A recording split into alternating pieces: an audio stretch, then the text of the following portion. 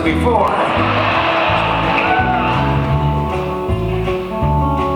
I know I have.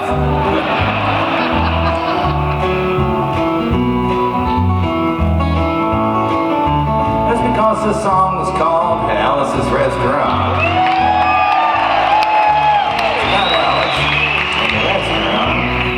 But Alice's Restaurant was never the name of the restaurant. That was always just the name of the song.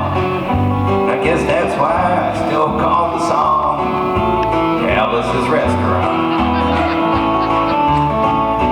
You can get anything you want at Alice's Restaurant. You can get anything you want at Alice's Restaurant. Walk right in, it's around the back, just a half a mile from the railroad track, and you can get anything you want at Alice's Restaurant. Well, it all started about 50 years ago. 50 years ago on Thanksgiving, when my friend and I decided to go up and visit Alice at the restaurant. But Alice didn't used to live in the restaurant. She lived in the church nearby the restaurant in the bell tower, with her husband Ray and Facha the dog. And living in the bell tower, Maquette, they used to have a lot of room downstairs where the pews used to be. And seeing as how they took out all of the pews and having all that room, they decided that they didn't have to take out their garbage for a long time. We got up there, found the place was filled with garbage, and we decided it'd be a friendly gesture for us to take the garbage down to the town dump. So we took a half a ton of garbage, put it in the back of a red VW microbus, took shovels and rakes and implements of destruction, and headed on toward the town dump. We got there was a sign and chain across the road saying, "Closed on Thanksgiving." We had never heard of a dump being closed on Thanksgiving before. So with tears in our eyes, we drove off into the sunset, looking for another place to put the garbage. And we didn't find one till we come to a side road. And off of the side road, there was a 15-foot cliff, and at the bottom of the cliff, there was another pile of garbage. And we decided that one big pile would be better than two little ones. Rather than bring that one up, we decided to throw ours down. That's what we did. Drove back to the church, had a Thanksgiving dinner that couldn't be beat, went to sleep and didn't get up until the next morning when we got a phone call from Officer Roby. He said, "Kid, we found your name on an envelope at the bottom of a half a ton of garbage. Just wanted to know if you had any information about it." And I said, "Yes, sir, Officer Roby. I cannot tell a lie." I put that envelope under that garbage. It was after talking to Obie for about 45 minutes over the telephone that we finally arrived at the truth of the matter. And Obie said we had to go down, pick up the garbage. We also had to go down and talk to him at the police officer station. Now, friends, there was only one of two things that Obie could have done at the police officer station, and the first thing was he could have given us a medal for being so brave and honest over the telephone. Wasn't very likely, and we didn't expect it. And of course, the other possibility was that he could have bawled us out and told us never to be seen driving garbage around the vicinity again, which is what we expected. But when we got to the police officer station, there was a third possibility we hadn't counted upon, and we was both immediately arrested, handcuffed. And I said, "Obie, I don't think I can pick up the garbage with these handcuffs on." He said, "Shut up, kid. Get in the back of the patrol car." And we sat in the back of the patrol car and drove to the, quote, "scene of the crime," unquote. Now, friends, I want to tell you about the town of Stockbridge, Massachusetts, where this was happening. They got 3 stop signs, 2 police officers, and 1 police car. But when we got to the scene of the crime, there was 5 police officers and 3 police cars, being the biggest crime of the last 50 years, and everybody wanted to get in the newspaper story about it. And they was using up all kinds of cop equipment they had hanging around the police officer station. They was taking plaster tire tracks, footprints, dog-smelling prints. And they took 27 8x10 colored glossy pictures with circles and arrows and a paragraph on the back of each one, explaining what each one was to be used as evidence against us. They took pictures of the approach, the getaway, the northwest corner, the southwest corner, and that's not to mention the aerial photography. And it was after the ordeal, we went back to the jail, and Obie said he was going to put us in the cell. He said, "Kid, I'm going to put you in the cell, give you a wallet and your belt." And I said, "Obie, I can understand you wanting my wallet, so I don't have any money to spend in the cell. But what do you want my belt for?" He said, "Kid, we don't want any hang-ins." And I said, "Obie, did you think I was going to hang myself for littering?" Obie said he was making sure, and friends, Obie was, because he took out the toilet seat so I couldn't hit myself over the head and drown. Took out the toilet paper so I couldn't bend the bars, roll the toilet paper out the window, slide it down the roll, have it escape and get away. Obie was making sure, all right. And it was about 4 or 5 hours later that Alice, remember Alice? Still the song about Alice. She come by, and with a few nasty words to Obie on the side, she bailed us out of jail. We went back to the church, had another Thanksgiving dinner that couldn't be beat, went to sleep and didn't get up until the next morning, when we all had to go to court. We walked in, sat down. Obie come in with the 27 8x10 colored glossy pictures with the circles and arrows and a paragraph on the back of each one, explaining what each one was to be used as evidence against us, and he sat down. A man come in. He said, "All rise," and we stood up. And Obie stood up with the 27 8x10 colored glossy pictures, and the judge walked in, sat down with a CNI dog. He sat down, we sat down. Obie looked at the CNI dog, and then at the 27 8x10 colored glossy pictures, and looked at the CNI dog. And Obie began to cry, because Obie come to the realization that this was a typical case of American blind justice, and there was no way the judge was going to look at the 27 8x10 colored. Well, it didn't matter. Because we was fined $25 each, and we had to pick up the garbage in the snow. But of course, that's not what I came to talk about. Just thought I'd mention it. I thought I'd talk tonight a little bit about the draft, and for those who wasn't there or don't know or can't remember, back in those days, we used to have a thing called the selective service system, which meant that when you was a guy and you turned 18, you had to register with the selective service so that you could select some kind of service that might be of interest to you. If your choice was none of the above, they would help you by making a selection for you. And to do that, they had buildings all across America where you had to go in, get injected, inspected, detected, infected, neglected, and selected.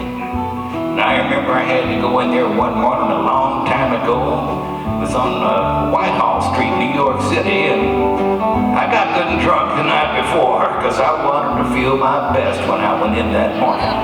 I mean, I wanted to feel, I wanted to look, I wanted to be like the all-American kid. And when I went in that morning, I was hung down, I was brung down, I was hung up, I was all kinds of mean, nasty, ugly-looking things, and I walked in, I sat down. They gave me a piece of paper, said, "Kid, see the psychiatrist at room 604. I went in there. I said, "Shrink, I want to kill.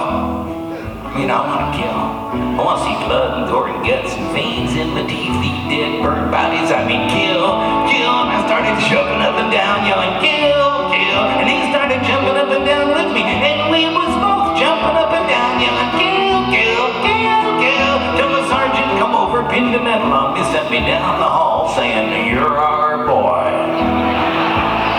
I didn't feel real good about it. But I proceeded on down the hall, getting more injections, inspections, all kinds of stuff that they was doing to me in the thing there, and they was inspecting and injecting every single part of me, and they was leaving no parts untouched. But I proceeded through until I finally come to see the very last man. I walked up, I said, "What do you want to see me about?" He said, "Kid, we only have one more question. Have you ever been arrested?" Told him the story of the Allison's Restaurant Massacre with 5-part harmony, full orchestration, all kinds of the phenomenon. He stopped me there. He said, "Kid, did you go to court?" And I told him the story of the 27 8x10 colored glossy pictures with the circles and arrows. And he stopped me again. He said, "Kid, I want you to go over and sit down on that bench that says Group W. Now, kid."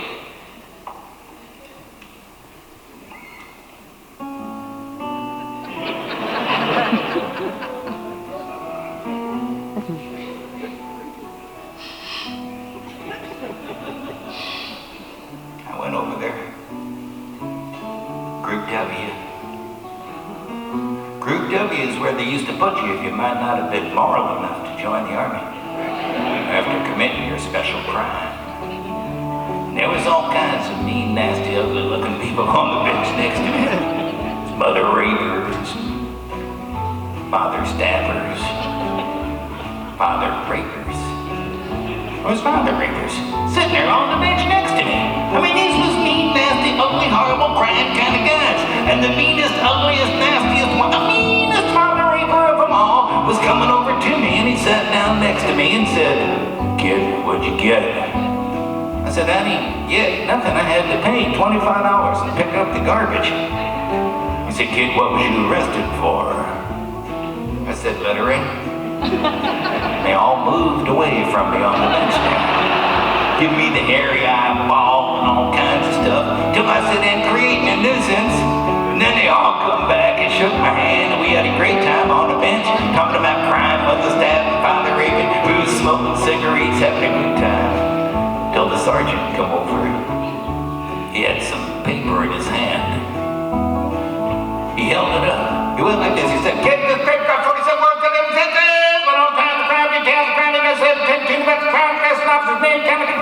He talked for 45 minutes and nobody understood a word he said. But we had fun filling out the forms and playing with the pencils on the bench. I wrote down the message like I was supposed to. Put down the pencil, turned over the piece of paper, and there on the other side of that piece of paper, in the middle of the other side, I mean away from everything else on the other side, underlined, capitalized, and quotated, read the following words. "Kid, have you rehabilitated yourself?" I went over to the sergeant. I said, "Sergeant, you got a lot of gall to ask me if I rehabilitated myself. I mean, I'm sitting here on the bench. I'm sitting here on the Group W bench because you want to know if I'm moral enough to join the army, burn women, kids' houses, children, villages after being a litter bug." I said, "Kid, we don't like your kind. We're going to send your fingerprints off to Washington. And friends, somewhere in Washington, enshrined in a little folder is a study in black and white of my fingerprints. They're still there. They've been there 50 friggin' years. And I'm not the only one. They've been adding to the collection recently. So the only reason I'm singing you the song tonight is because you may know somebody in a similar collection. Even some of you could be in a collection like that. If you ever find yourself in a collection like that, you don't know what to do, there may not be much you can do, but there's something you can try. That's to be wherever it is you are, to stop whatever you're doing and go, you can get anything you want at Alice's restaurant. That's it. Just a couple of bars of the old song. I mean, imagine one person doing that today. Probably not worth collecting. But imagine two of them, maybe two of them trying to get get married in parts of Kentucky or something. Or maybe 3 of them out in Idaho or Utah, or maybe 50, or maybe 50,000 people stop whatever they're doing, singing a few bars of the old song or something like that. Be worth collecting then. Not only that, you get a song with that many people singing, even the people collecting might start joining in. And when you get a song that's worth joining in on, no matter what side of the aisle you're on, or where you're from, or who you are, it becomes what we used to call a movement. Now one of these days, somebody's going to write a song like that. Not this one, but every generation needs its own songs. But while we're waiting for that one to get wrote, we can practice on the one we got. So we'll just wait for it to come around again on the guitar. Some of you know it.